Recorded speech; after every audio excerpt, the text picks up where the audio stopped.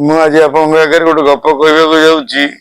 ସେ ଗପର ନାଁ ହେଲା ଯମରାଜା ଓ ଗରୁଡ଼ ଉପାଖ୍ୟାନ।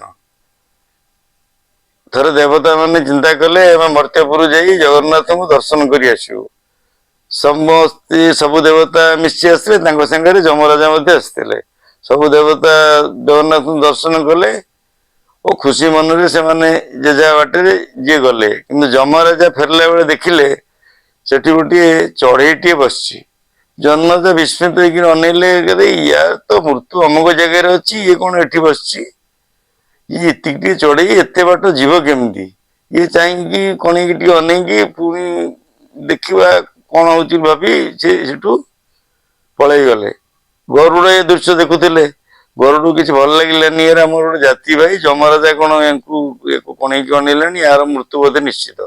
ସେ ତାକୁ କଣ କଲେ, ଗରୁଡ଼ ତାଙ୍କ ନିଜ କୋରଡ଼ ଭିତରେ ଭିତରେ ଧରିକି କୋଳ ଭିତରେ ଧରିକି 7 ସମୁଦ୍ର ପାର ହେଇ ନେଇକି ଗୋଟେ ଗଛ କୋରଡ଼ରେ ଛାଡ଼ି ଦେଇକି ଆସିଲେ।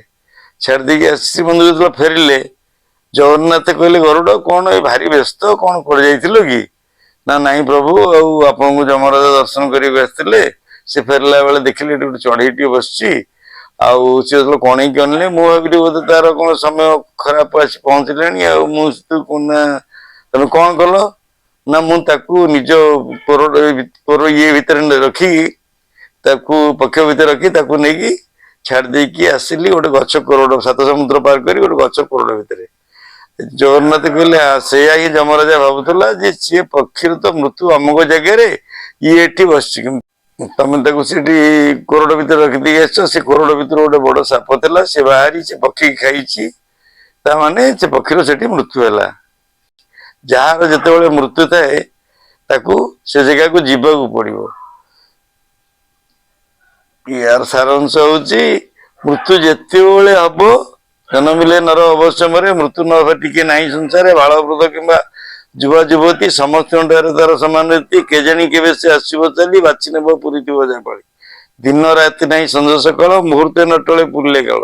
ସବୁ କାମ ପାଇଁ ସମୟ ଅଛି, ମୃତ୍ୟୁ ତାରେ ନ କାଟେ କିଛି। ଗୋଟେ ଲୋକକୁ ଫାଶୀ ହେଇଯାଉଛି, ଦରକାର ପଡ଼ିଲେ ତାକୁ 10 ମିନିଟ୍ କି 5 ମିନିଟ୍ ସମୟ ଦିଆହବ, ତ ଇଷ୍ଟ ସ୍ମରଣ କର। କିନ୍ତୁ ମୃତ୍ୟୁ ଅମୁକ ଜାଗାରେ ଅମୁକ ଲୋକର ଏତିକି ବେଳେ ହବ, ସେଟା ପୁରା ଫିକ୍ସ ହେଇଛି, ତାକୁ କେହି କାଟି ପାରିବେନି।